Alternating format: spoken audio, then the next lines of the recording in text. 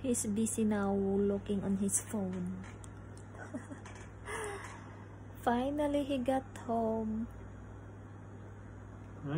And I have a companion.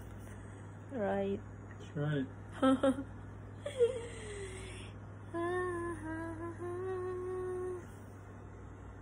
Tapos na po ako magluluto. Tapos, yung asawa ko wala pa 5:30 na ng hapon. Akala ko kasi na maaga siyang umuwi ngayon, pero wala pa rin. Iwan ko, siguro may importanteng lakad, kaya natagalan sa pag-uwi.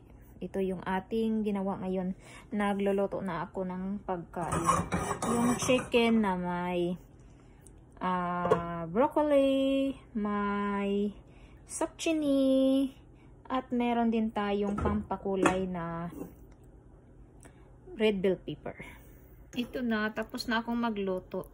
Parang creamy yung sabaw nito. May kunting sabaw kasi gusto ko kasi na may ano talaga siya, may lasang sabaw, o diba? Ayan, ito ang aming pagkain ngayon. Maraming spices na nilagay para masarap at may lasa. Ito na, creamy yung kanyang kunting sabaw. Ayan siya. Yung chicken natin na may gulay. Ito lang yung kakainin niya. Diet talaga yun. Ito siya para mas healthy yung pagkain namin ngayon. Ito lang din kakainin ko kasi medyo marami-rami naman to. At hindi namin to mauubos. Or kung gusto ko mag-rice, may rice din ako. Nakapagluto ako kanina ng rice. So, handang-handa na to. Sana undawin na siya. Madali lang lutuin yun. Igisa mo lang yung bawang, sibuyas, tapos parang igisa mo lang konti yung manok, at saka ihalo mo yung broccoli, at saka yung zucchini, yung red bell pepper, tapos lagyan mo ng konting tubig, at saka mga spices na kung anong spices na gusto mo. So yun na, napakasimpleng pagkain lang para sa aming dalawa ni asawa ngayon. Handang-handa na akong kumain pero wala pa siya.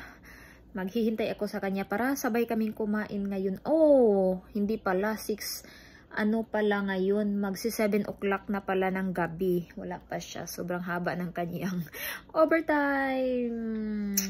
Yes, napakaganda pag may overtime. Kasi mas malaki yung sahod pag mag-overtime siya. Plus 8 hours niya. So, ganoon. Pambayad ng utang. Ang lakas ng hangin. Ganito dito pag malapit ng umulan. Sobrang lakas ng hangin na may dalang ulan na. So, ito na ang paligid ngayon dito. Wala pa si asawa at napakalakas na ng hangin dito at may dalang ulan. OMG, ang lakas ng hangin dito. Tapos umuulan. And when he got home... Hi, everybody. Hi, everybody.